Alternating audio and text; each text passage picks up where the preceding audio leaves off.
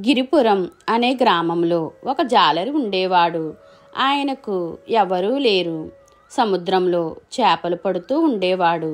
కొంతకాలానికి అతను వృద్ధుడయ్యాక సముద్రం వరకు వెళ్ళే ఓపిక లేక దగ్గరలోనే ఉన్న చెరువులో చేపలు పడుతూ వాటిని దగ్గర ఉన్న బజారులో అమ్మి జీవనం సాగించేవాడు. అయితే అతనికి ఒక బాధ ఉండేది. తనను వృద్ధాప్యంలో ఎవరు చూస్తారా అని. ఒకరోజు మధ్యాహ్నం చెరువు ఒడ్డున విశ్రాంతి తీసుకుంటూ ఉండగా ఆకాశం నుండి వెండి ఈకలు ఉన్న ఒక పెద్ద తెల్ల పక్షి అతని ముందుకు వచ్చి వాలింది. తాత, నిన్ను చూసుకునేవారు ఎవరూ లేరా అని అడిగింది. లేరు అని సమాధానం చెప్పాడు వృద్ధుడు. ఈ వయసులో నీకు ఎన్ని కష్టాలు? రేపటి నుంచి రోజు నేను ఒక పెద్ద చేపను తెచ్చి నీకు ఇస్తాను. నువ్వు దాన్ని అమ్మి సుఖంగా బతకొచ్చు అని చెప్పింది.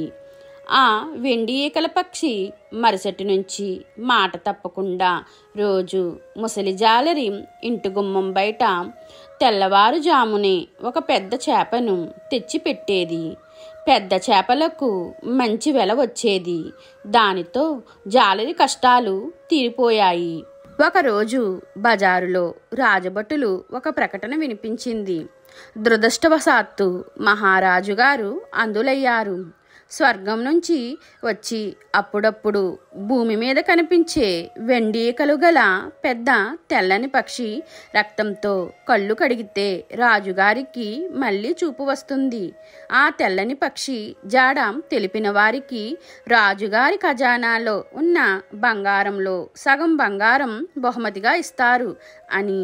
అది విన్న జాలరికి దురాశ కలిగింది. మరునాడు ఆ పక్షి పెద్ద చేపను ఇంటి గుమ్మం ముందు పెట్టి వెళుతుండగా, ఓ పక్షి, నువ్వు నాకు ఇన్నాళ్ళుగా ఎంతో ఉపకారం చేశావు, కానీ నాకు కృతజ్ఞత చెప్పుకునే అవకాశం ఇవ్వలేదు. నీ కోసం విందు ఏర్పాటు చేశాను, దయచేసి లోపలికి రా అన్నాడు. ఇంటి లోపల రాజభటులు దాగి ఉన్నారని తెలియని ఆ పక్షి లోపలికి వెళ్ళింది. విందు తర్వాత పక్షి ఎగరబోయేసరికి జాలరి పక్షి కాలు పట్టుకుని రాజభటులకు సైగ చేశాడు. బలంగా ఉన్న ఆ పక్షి జాలరితో పాటు పైకి ఎగురుతూ, ఉపకారం చేసిన నాకు అపకారం చేస్తావా అంటూ అతనిని తీసుకుని పోయి సముద్రంలో జార విడిచింది. ఆ రోజు నుంచి వెండి ఈకల పక్షి భూమి మీద ఎన్నడూ కనిపించలేదు. మీకు ఈ వీడియో నచ్చితే లైక్ చేయండి, షేర్ చేయండి, కామెంట్ చేయండి, నా ఛానల్ని సబ్స్క్రైబ్ చేసుకోండి.